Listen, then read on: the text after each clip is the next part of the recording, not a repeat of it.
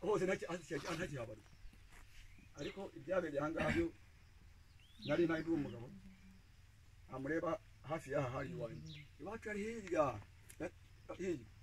abo rero wenda muca make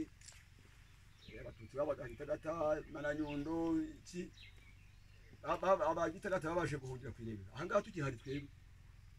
umuntu w'agasiriyo y'interahamwe si gukwe bapfa kindama yari umunyamafaranga azize abantu bamwishe ku giti cyabo ntumbaze ngo nabatutsi cyangwa n'abahutu agiye gushyingura avuye Darende afatiye po ila kwa duwane hepfa abatutsi bishe data bukwe mutabara ubwo mbona dagiye kwirebera umunsi bararasa bararwana ubwo tukira ariko ubwo bamaze ku umunsi muri uwo mugoroba kigusa gitagate ku bamwe nyagihunika bose baza hano dutangira kuba hano ubwo rero uwo munsi wo bavuye kwirebero nibwo bazaga barara muri sante uko turayaha abantu batubana nabo bari muri sante gitundi gahunda ko ari ukutwica baraye muri sante natwe turayaha ngo turabaga biraririye ikembe gitoto tutuzurike abagabo tujye kureba muri ngo wenda ko byagenze abagore bose basigaye bose turagiye tugeze nyuma y'umuhanda hano gatoya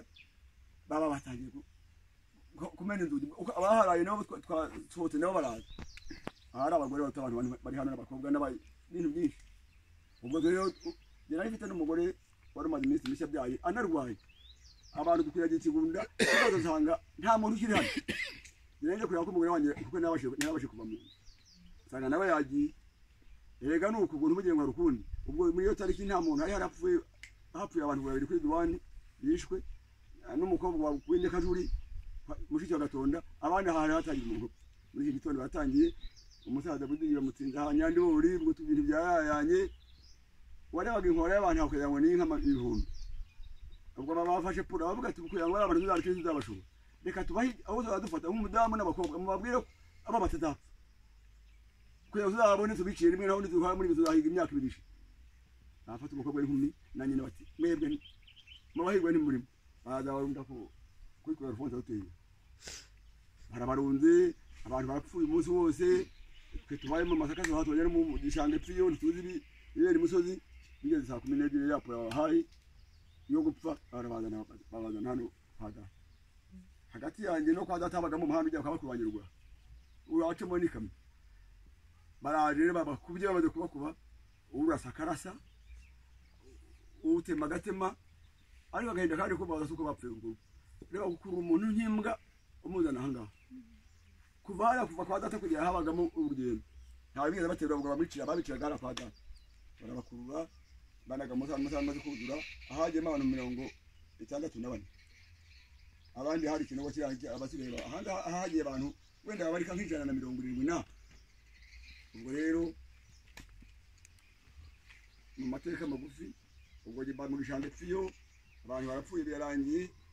ubwo nza kutekera ntiwazaje Burundi Burundi naho ntanzira yari hari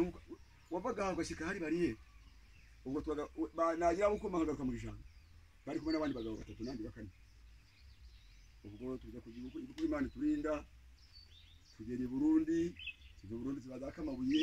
ariho habanagira ngo mbabwire ibintu bibi bikomeye Imana uko muri aho tuba Imana ni zero kigiye ubwo muri ayo mari yose nari zero ikindi cya kabiri nkashimana leta y'ubumwe itume ndahanga nzanina nta muntu usaba afite Imana nta n'umuntu ukena afite leta nziza ibyo bintu byombi nuramuka babyubaye uzasaza bikugoye uzabaho ubuzahereza uyu munsi wa none ugasanga tuye ahangaha uyu munsi twe yabyahindutse yabyaye nk'uwo munsi